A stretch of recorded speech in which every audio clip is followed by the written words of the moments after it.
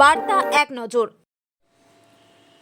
2.5 বছর পর বাড়ি ফিরেছেন সঞ্জু সরেন। হেভেন সেন্টার হোমে আবেগঘন বিদায়। প্রায় 2.5 বছর ধরে আলিপুরদুয়ার জেলার মাদারিহাট ব্লকের ডিমডিমায় অবস্থিত হেভেন সেন্টার হোমে থাকার পর অবশেষে নিজের বাড়ি ফিরে যাচ্ছেন বিহারের মুঙ্গের জেলার বাসিন্দা সঞ্জু সরেন। মানসিক ভারসাম্য হারিয়ে তিনি একসময় পরিবার থেকে বিচ্ছিন্ন হয়েছিলেন। সেই সময় তাকে বীরপাড়া দলগাঁও স্টেশন থেকে উদ্ধার করে পুলিশ হেভেন সেন্টারে হোমে নিয়ে আসে। হোমের কর্ণধার সাজু তালুকদার বহু চেষ্টার পর বিহারে গিয়ে তার পরিবারের খোঁজ পান এবং পরিবারের সদস্যদের সঙ্গে যোগাযোগ করেন। অবশেষে সঞ্জুর ভাই নিরঞ্জন সরেন রবিবার এসে তাকে বাড়ি নিয়ে যান। হেভেন সেন্টার হোমে সঞ্জুকে সবাই মা বলে ডাকত।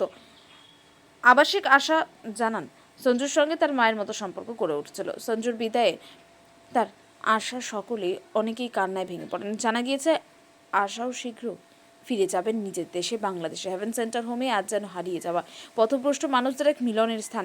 সাজু তালুকদারের মানবিক প্রচেষ্টায় অনেক চিকিৎসার মাধ্যমে সুস্থ হয়ে পেয়েছেন এবং তারা হারানো জীবন ও পরিবার পেয়েছেন।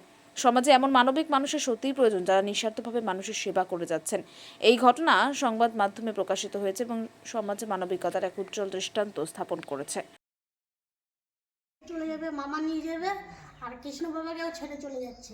কৃষ্ণ বাবার সাথে বিয়ে করছিল, মামা আমাদেরকে মেয়ে বানাইছে, আমরা মা বলে ডাকছি, ভালো ভালো কাপড় জামা দিচ্ছে, আর আজকেই চলে যাচ্ছে। আমারও চোখ দিয়ে জল।